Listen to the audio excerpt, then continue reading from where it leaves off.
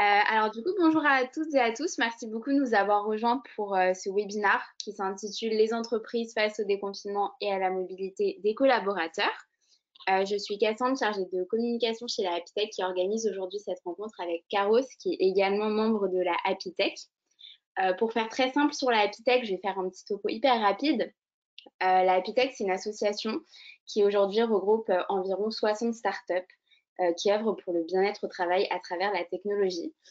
Depuis le début du confinement, on a le plaisir d'organiser des webinaires avec nos startups que vous pouvez aussi retrouver du coup sur notre site internet comme celui-ci que vous pouvez aussi retrouver plus tard. Et aujourd'hui, je suis en compagnie de Mathieu qui est commercial chez Caro, si je ne me trompe pas. Bonjour Mathieu, merci d'être présent parmi nous aujourd'hui. Et donc du coup, je vais vous laisser la main pour vous présenter un petit peu, présenter Caros et ce webinaire. Ok, parfait. Merci beaucoup. Bonjour à tous. Alors, petite rectification, je ne suis pas commercial, en fait, je suis le directeur de Caros Entreprise. Donc, peut-être pour vous expliquer très rapidement, Caros, on est une solution de covoiturage qui accompagne les entreprises et les collectivités sur leurs projets, notamment RSE, en matière de covoiturage. Donc, j'ai la responsabilité, que ce soit d'un point de vue déploiement au sein des entreprises, mais également en termes d'accompagnement projet quand un client nous choisit pour développer le covoiturage au sein de leur entreprise. C'est là-dessus qu'on travaille et qu'on accompagne les entreprises.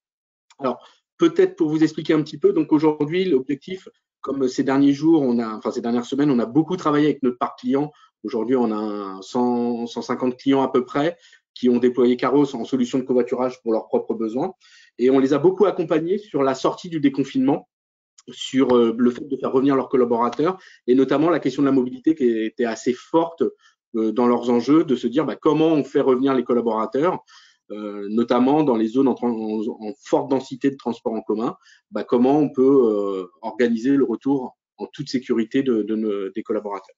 Donc l'idée, c'était vraiment de partager ces bonnes pratiques, ce qu'on a constaté chez eux, et puis également, peut-être pour vous expliquer sur quoi se base ce webinaire, on a lancé une grande enquête il y a quelques semaines.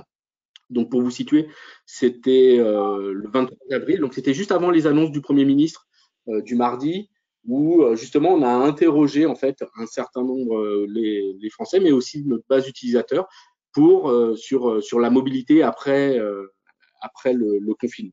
Donc du coup, au-delà des remontées de nos clients, on s'est aussi basé sur cette enquête et également sur une enquête Kantar qui a été faite mi-avril sur l'ensemble du territoire français pour comprendre plus le sentiment qu'avait engendré le confinement, etc. Donc c'est là-dessus, c'est sur ces trois sources d'informations qu'on a utilisées pour construire ce webinaire. Alors le premier point avant de parler de la mobilité, c'est avant d'aborder le sujet de la mobilité, on a voulu s'intéresser justement sur la situation et l'état d'esprit des salariés dans les entreprises. Alors, on a déjà entendu tous ces chiffres, on les voit dans la presse, mais cette situation, cette crise sanitaire, elle a profondément, vraiment, elle est dans des proportions vraiment exceptionnelles, puisqu'aujourd'hui, juste pour vous situer, on a 60% des salariés du privé qui sont aujourd'hui au chômage. Et on a 5 millions de télétravailleurs, de salariés qui sont au télétravail forcé. Donc, ça a nécessité une très forte adaptation, que ce soit des entreprises, mais aussi des collaborateurs, à ces nouvelles pratiques, des nouveaux outils de communication. On le vit tous. Là, on est en format webinaire, mais on a une généralisation. On le voit dans les chiffres. Zoom, plus 200 millions d'utilisateurs quotidiens. Google Meet, ça a été multiplié par 25 en 2 mois. Donc, on se rend compte qu'il y a une situation très exceptionnelle qui est vécue par les salariés. Alors, dans quel état d'esprit se trouvent les collaborateurs? Alors, sans surprise, ils sont plus de 76% à se dire préoccupés par la situation. Donc, du coup, ça, c'est aussi un point qu'il faut tenir compte. Vous, si vous êtes dans la RH ou dans le RSE, on se rend compte, on parle beaucoup depuis des mois, on parle beaucoup du bien-être au travail. Là, on vit une situation, les entreprises vivent une situation où leurs collaborateurs, d'une manière générale, en télétravail ou quand ils vont revenir sur leur lieu de travail, sont dans une situation où il y a un stress, où il y a une préoccupation liée à la crise sanitaire, mais pas que.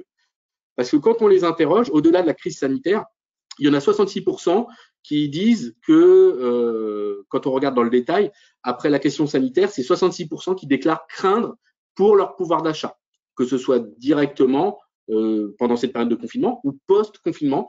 Pour eux, cette crise sanitaire va aussi avoir des conséquences assez lourdes sur leur pouvoir d'achat. Un point aussi qui est intéressant, c'est que la moitié des Français sont inquiets en matière d'emploi. On commence un peu à mettre le doigt dessus, mais que la moitié, ils sont inquiets pour pour leur emploi ou pour la viabilité de leur entreprise. Donc, c'est des chiffres qui sont quand même assez importants à prendre en compte, que ce soit d'un point de vue RH ou en matière de qualité de vie au travail.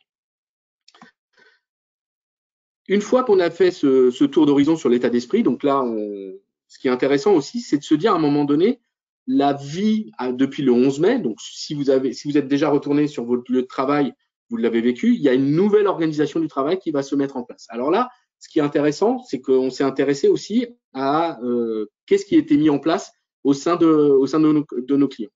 Le premier point, c'est qu'il y a une multitude d'approches pour organiser le déconfinement. Là, je vous cite 3 clients qui travaillent avec nous. Par exemple, le groupe Rocher, qui a ici les Molinos, eux ont fait le choix d'une logique de rotation. C'est-à-dire, jusqu'à cet été, ils ne permettront pas à plus de 30% des effectifs de revenir sur site. Donc là, c'est un système de planning qui a été mis en place sur la base du volontariat, mais également avec une limitation de fait dans l'entreprise que pas plus de 30% des effectifs doivent être présents sur le site.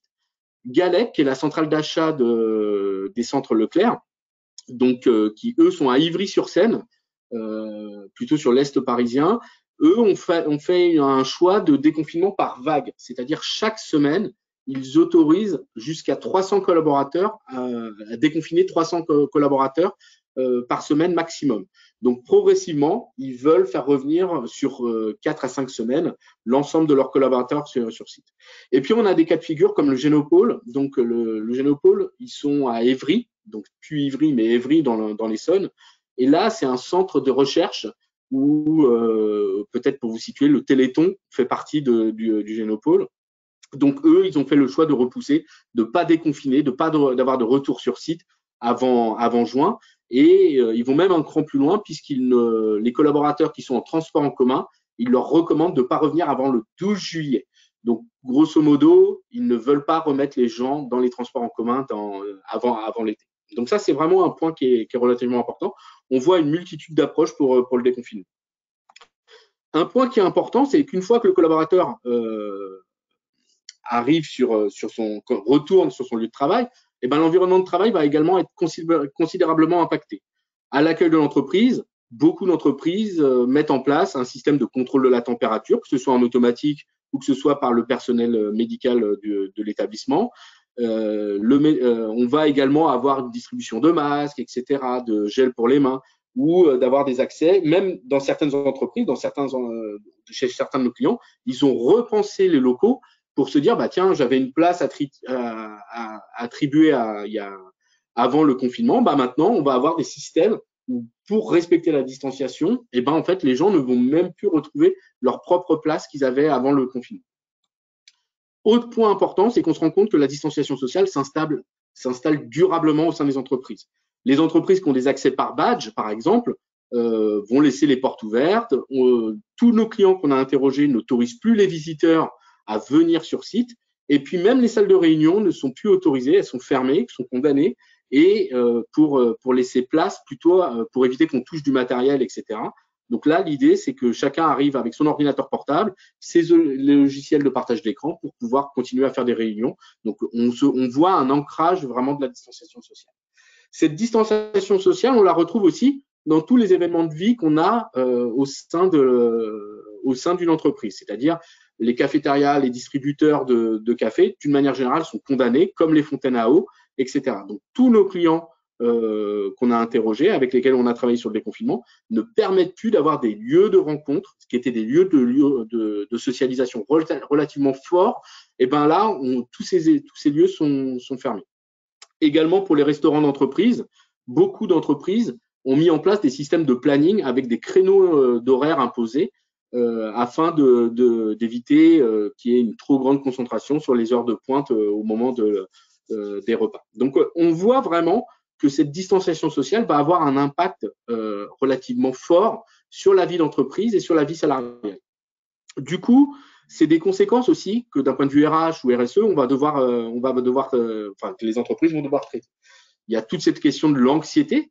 On a également, on l'a vu avec le lien social qui va se distendre encore pour des mois de manière importante. Et puis cette inquiétude sur la question du pouvoir d'achat qui est relativement importante. Donc ça, c'est les 3 points plutôt RH.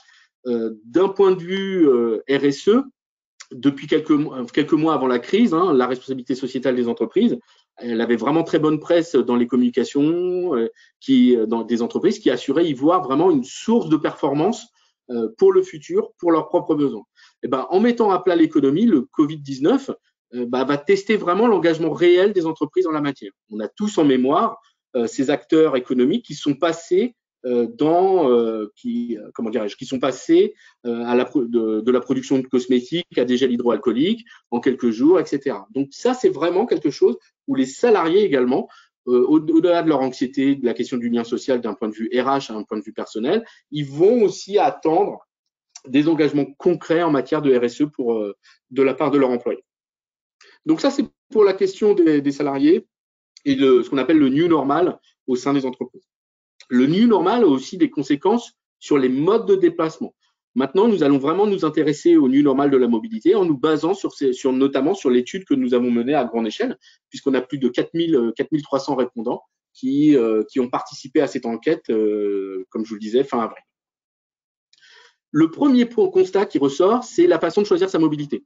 Historiquement, le choix de la mobilité se faisait sur 3 critères, le temps, le coût et le confort.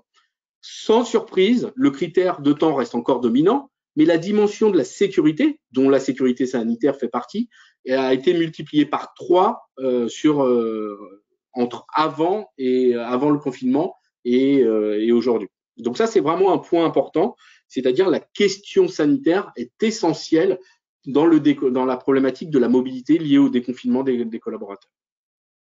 Le deuxième point, on constate aussi que les déplacements vont être fortement impactés pour plusieurs mois encore.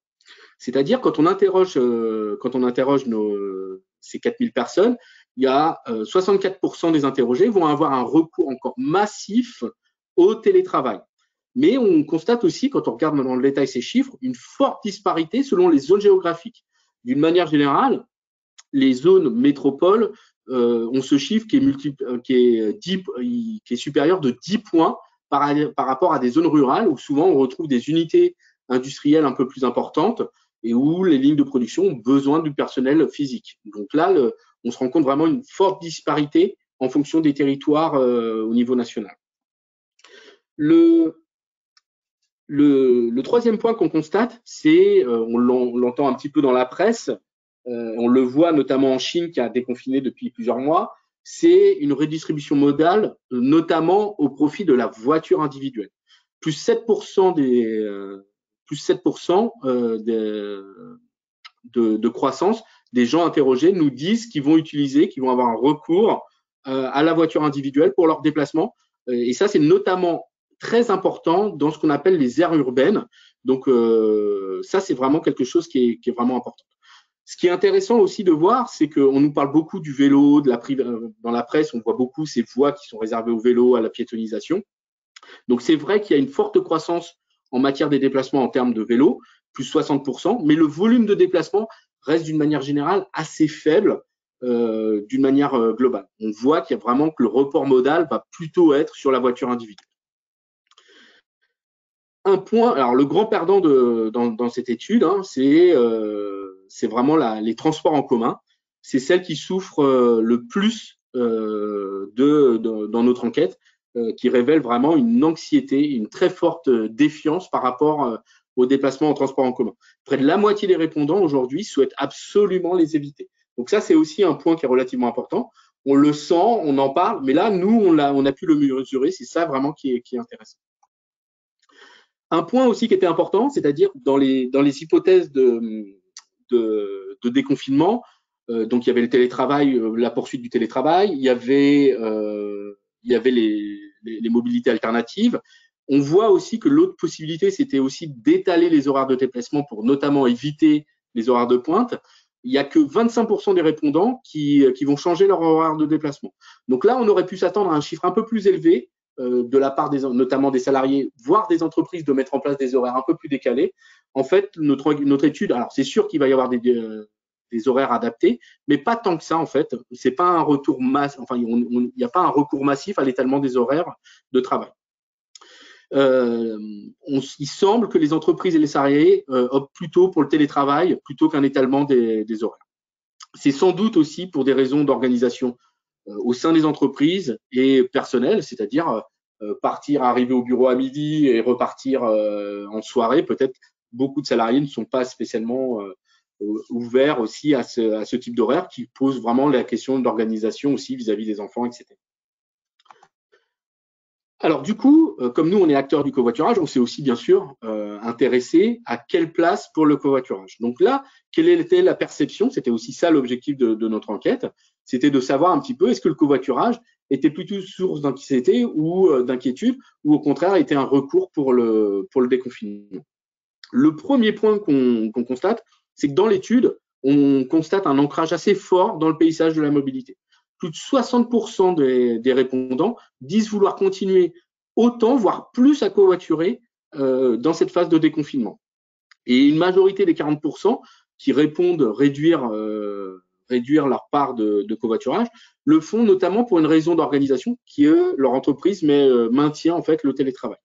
Ce qui est intéressant également, c'est que 11% des conducteurs déclarent vouloir covoiturer plus qu'avant. On ne constate pas une inquiétude donc plus forte que ça à mettre à disposition ces places libres. C'est-à-dire que quand je suis conducteur, je laisse encore la possibilité d'organiser du covoiturage au sein et de laisser monter des personnes que je ne connais pas forcément au sein de mon véhicule.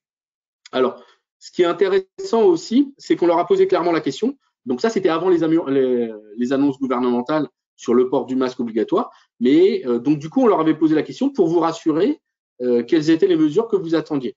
Donc et là, à 90%, quasiment 90% des répondants répondaient le port du masque au sein du véhicule. Donc quand on les interroge sur ces mesures, on se rend compte qu'il y a vraiment une préconisation du port du masque au sein des véhicules, un souhait assez fort de porter un masque au sein des véhicules.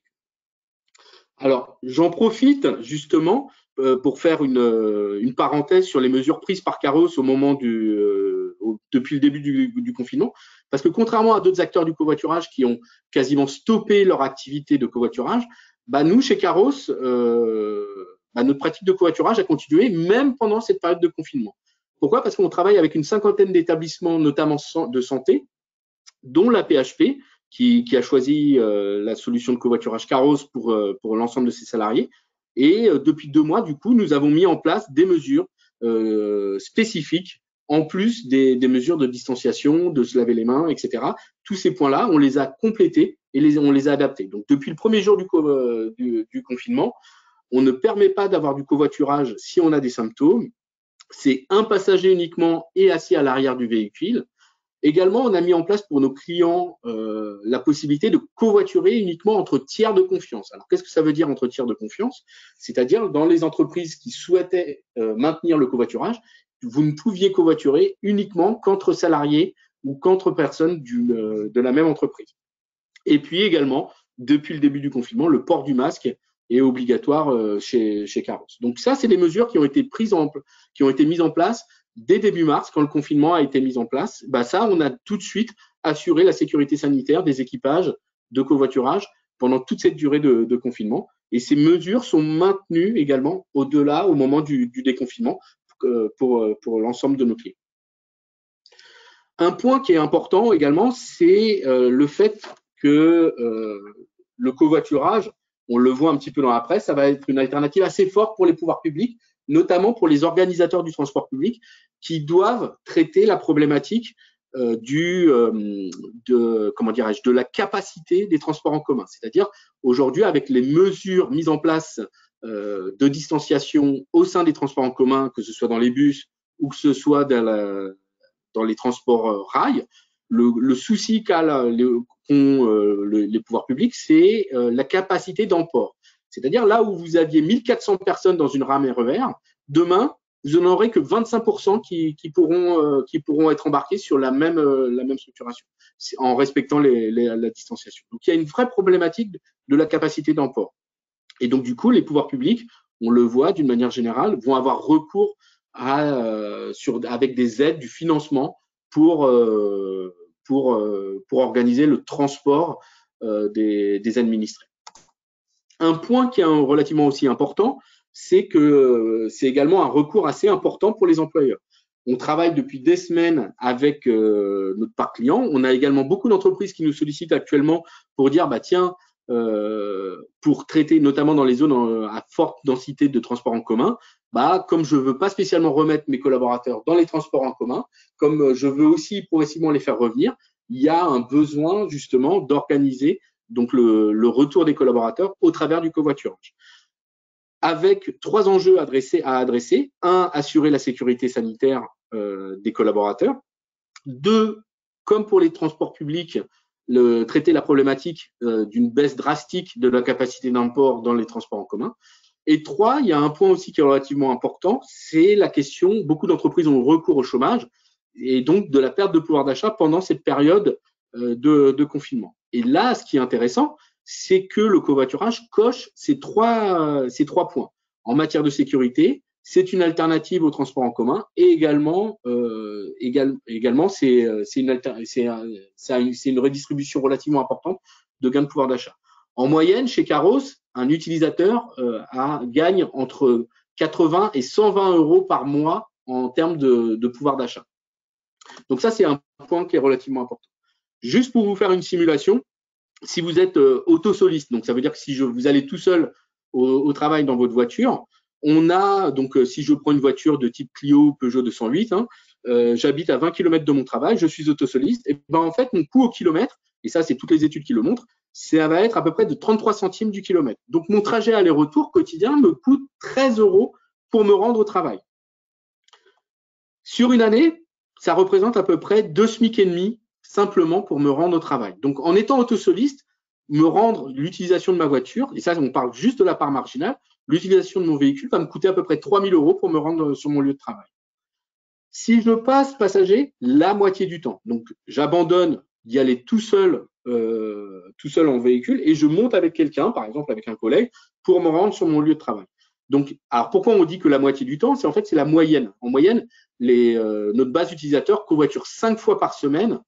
Donc, du coup, c'est à peu près la moyenne qu'on a constatée. Et bien là, ce qui va être intéressant, c'est que mon trajet, au lieu de me coûter 33 centimes du kilomètre, il va me coûter plus que 10 centimes du kilomètre. Soit 4 euros par jour pour me rendre versus 13 euros pour me rendre sur mon lieu de travail. Donc, du coup, mon économie annuelle va représenter plus de 1 000 euros, 1 058 euros exactement. Si l'entreprise a mis en place le forfait mobilité, puisque je ne sais pas si vous êtes au courant, mais les décrets d'application ont été mis en place. Donc, il y a le forfait mobilité qui a été créé et qui permet aux employeurs de financer une partie des trajets effectués soit en covoiturage, soit en vélo, soit en autopartage. Et là, l'entreprise peut reverser à leurs collaborateurs jusqu'à 400 euros par an, net de charges et net d'impôts pour le collaborateur. Donc, du coup, mon gain de pouvoir d'achat peut monter jusqu'à quasiment un SMIC, plus d'un SMIC sur une année si je combine covoiturage avec forfait mobilité durable. Donc ça, c'est des choses qui aussi retient l'attention des entreprises. Et ça va être un enjeu relativement fort aussi, la question du gain de pouvoir d'achat, puisque la crise économique qui découle de la crise sanitaire va avoir aussi pour conséquence que les entreprises vont avoir peu ou pas de marge de manœuvre en matière de redistribution de gains de pouvoir d'achat. Donc les entreprises vont sans doute rechercher des moyens pour améliorer le gain de pouvoir d'achat sans que ça leur coûte des budgets relativement importants ou sans passer par la feuille de paye qui est relativement chargée. Donc, du coup, c'est des choses qui peuvent être intéressantes. Un projet de covoiturage permet de redistribuer du pouvoir d'achat, mais ça permet aussi, et si les entreprises ont un peu de marge de manœuvre, le forfait mobilité peut être intéressant aussi pour les employés. Voilà pour la présentation. J'ai essayé de tenir le délai des 30 minutes. L'idée, si vous avez des questions complémentaires, si vous avez souhaité des informations, je suis vraiment à votre disposition, à votre convenance.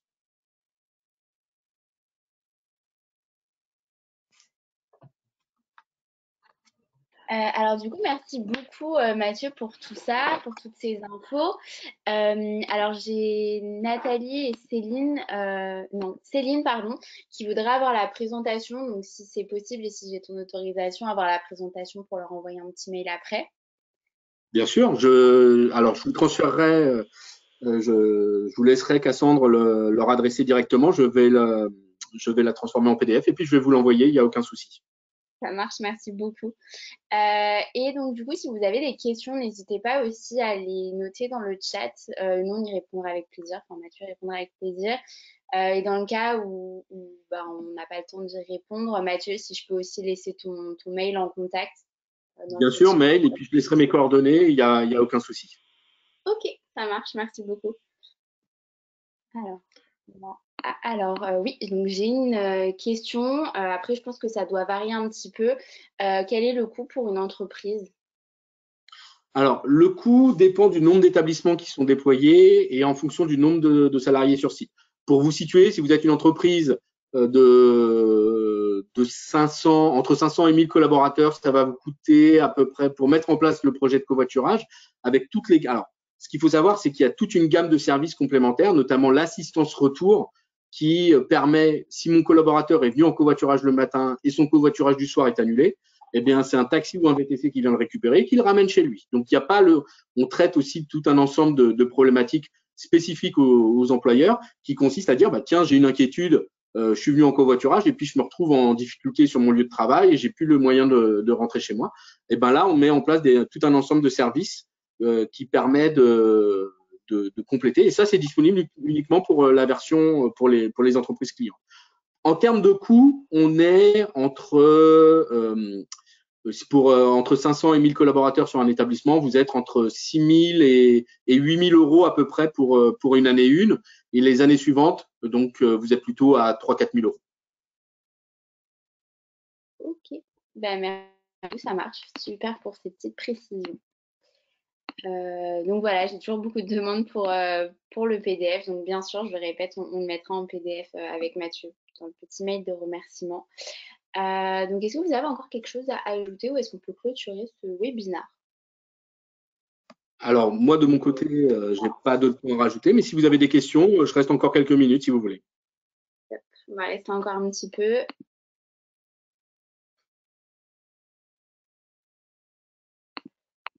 Alors, est-ce que cela fonctionne sur tous les territoires? De Nathalie, une question de Nathalie.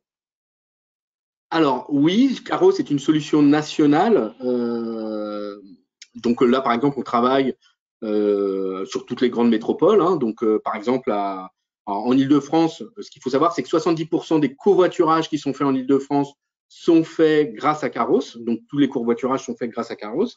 On a également une forte implantation sur les grandes métropoles type Lyon, Grenoble, ou par exemple sur la région Auvergne-Rhône-Alpes, par exemple, on travaille avec l'ensemble des agents de l'État, puisque donc la préfecture a choisi Caros pour déployer le covoiturage au sein de leurs agents. Bah ça, on l'a mis en place sur l'ensemble du territoire Auvergne-Rhône-Alpes.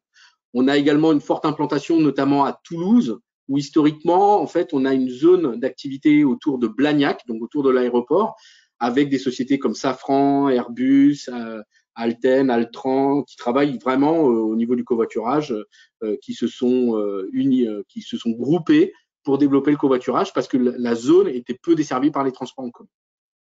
Donc, d'une manière générale, on travaille sur l'ensemble du territoire national. Maintenant, c'est vrai qu'on a des zones sur lesquelles on est un peu plus fort que d'autres, mais d'une manière générale, on est capable de déployer des solutions au niveau national.